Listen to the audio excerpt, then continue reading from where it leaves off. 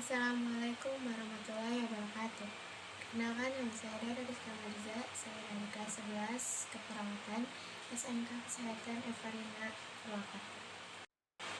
Di sini saya akan menjelaskan tentang kebutuhan dasar manusia sesuai tingkat usia.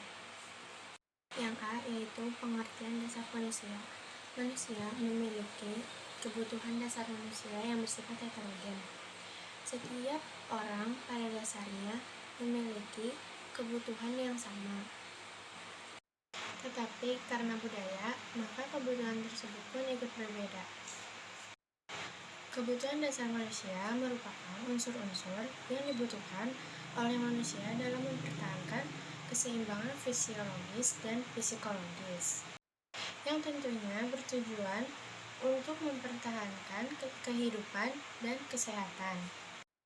Berbicara tentang kebutuhan dasar manusia sangatlah menarik. Sampai-sampai banyak tokoh atau ahli yang merumuskan kebutuhan dasar manusia. Salah satu tokoh yang terkenal adalah Abraham Maslow. Menurut Maslow, dalam teori hierarki menyatakan bahwa setiap manusia memiliki 5 kebutuhan dasar, yaitu fisiologis, keamanan, cinta, harga diri, dan aktualisasi diri. Dalam mengaplikasikan kebutuhan dasar manusia yang dapat digunakan untuk memahami hubungan antara kebutuhan dasar manusia pada saat memberikan perawatan. Beberapa kebutuhan manusia tertentu lebih mendasar daripada kebutuhan lainnya. Besarnya kebutuhan dasar yang terpenuhi menentukan tingkat kesehatan dan posisi pada rentang sehat-sakit. B. Hal-hal yang mendasari pemahaman kebutuhan dasar manusia. Manusia sebagai bagian yang berintegrasi satu sama lain dalam motivasinya memenuhi kebutuhan dasar, yaitu fisiologi, keamanan, kasih sayang, harga diri, dan aktualisasi diri. Setiap kebutuhan manusia merupakan suatu tegangan integral sebagai akibat perubahan dari setiap komponen sistem. Tekanan tersebut dimanifestasikan dalam perilaku untuk memenuhi kebutuhan atau tujuan sampai terpenuhinya akibat kepuasan klien. Dalam kebutuhan manusia adalah terpengaruhinya tingkat kepuasan agar manusia bisa mempertahankan hidupnya. Peran perawat yang utama adalah memenuhi kebutuhan dasar manusia dan terciptanya suatu kepuasan bagi diri sendiri serta kliennya.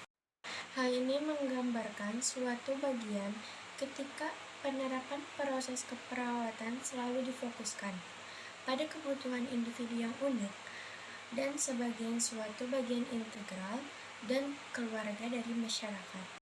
C. Faktor yang memengaruhi kebutuhan manusia. Di sini terbagi menjadi 4 faktor yang memengaruhi kebutuhan manusia, yaitu yang pertama penyakit, yang kedua hubungan keluarga, yang ketiga konsep diri, dan yang keempat tahap perkembangan. Tidak ada rasa curiga dan lain-lain. Yang ketiga yaitu konsep diri. Konsep diri manusia memiliki peran dalam pemenuhan kebutuhan dasar. Konsep diri yang positif akan memberikan makna dan keutuhan bagi. Yang pertama yaitu penyakit.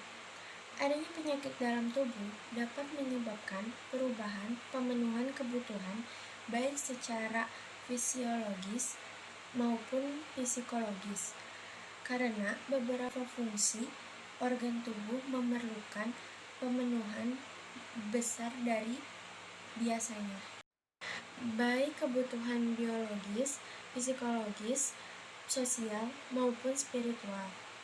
Hal ini dikarenakan sebagai fungsi organ tubuh juga mengalami proses kematangan. Yang kedua yaitu ada hubungan keluarga. Hubungan keluarga yang baik dapat meningkatkan pemenuhan kebutuhan dasar, adanya saling percaya, merasakan kesenangan hidup, tidak ada rasa curiga, dan lain-lain. Yang ketiga yaitu konsep diri. Konsep diri manusia memiliki peran dalam pemenuhan kebutuhan dasar. Konsep diri yang positif akan memberikan makna dan keutuhan bagi seseorang.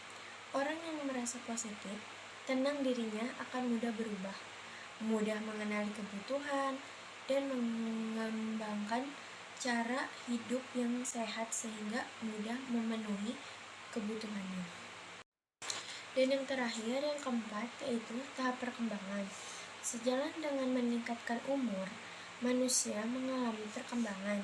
Setiap tahap perkembangan tersebut memiliki kebutuhan yang berbeda, baik kebutuhan biologis, psikologis, sosial, maupun spiritual. Hal ini dikarenakan sebagai fungsi organ tubuh juga mengalami proses kematangan dengan aktivitas yang berbeda. Berikutnya D, yaitu kebutuhan dasar manusia menurut Abraham Maslow. Menurut Maslow, hierarki kebutuhan manusia adalah teori yang dapat digunakan perawatan untuk memahami hubungan antar kebutuhan dasar manusia pada saat memberikan perawatan. Menurut teori ini, beberapa kebutuhan harus dipenuhi sebelum kebutuhan yang lainnya. Misalkan, orang yang lapar lebih baik mencari makan daripada melakukan aktivitas untuk meningkatkan harga diri. Menurut teori Maslow, seseorang yang seluruh kebutuhannya terpenuhi merupakan orang yang sehat, dan seseorang dengan satu atau lebih kebutuhan yang tidak terpenuhi merupakan orang yang beresiko untuk sakit atau mungkin tidak sehat pada satu atau lebih dimensi manusia. Berikut adalah hierarki kebutuhan dasar manusia menurut Maslow meliputi 5 kategori kebutuhan dasar. Yang pertama yaitu kebutuhan fisiologi. Fisiologi adalah turunan biologi yang mempelajari bagaimana kehidupan berfungsi secara fisik dan kimiawi. Yang kedua yaitu kebutuhan keselamatan dan rasa aman. Kebutuhan keselamatan dan rasa aman yang dimaksud adalah keselamatan dan rasa aman dari berbagai aspek, baik fisiologis maupun psikologis. Yang ketiga yaitu kebutuhan rasa cinta memiliki dan dimiliki. Kebutuhan ini meliputi memberi dan menerima kasih sayang, perasaan dimiliki, dan hubungan yang berarti dengan orang lain, kehangatan, persahabatan, serta mendapatkan tempat atau diakui dalam keluarga, kelompok, dan lingkungan sosialnya. Yang keempat yaitu kebutuhan harga diri.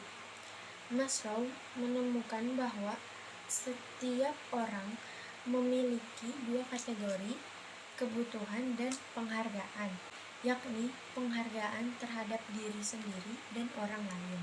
Yang A yaitu harga diri. Harga diri adalah penilaian terhadap hasil yang dicapai dengan analisis sejauh mana memenuhi ideal diri. Yang B yaitu penghargaan dari orang lain. Penghargaan dari orang lain meliputi prestis, pengakuan, penerimaan, perhatian, kedudukan, nama baik, serta penghargaan. Yang kelima yaitu yang terakhir adalah kebutuhan aktualisasi diri. Kebutuhan ini meliputi kemampuan untuk dapat mengenal diri dengan baik, mengenal dan memahami potensi diri, belajar memenuhi kebutuhan sendiri-sendiri, tidak emosional, memenuhi dedikasi yang tinggi, kreatif, serta mempunyai kepercayaan diri yang tinggi, dan sebagainya. Mungkin cukup sekian materi yang bisa saya sampaikan. Bila ada salah-salah kata, mohon dimaafkan. Wassalamualaikum warahmatullahi wabarakatuh.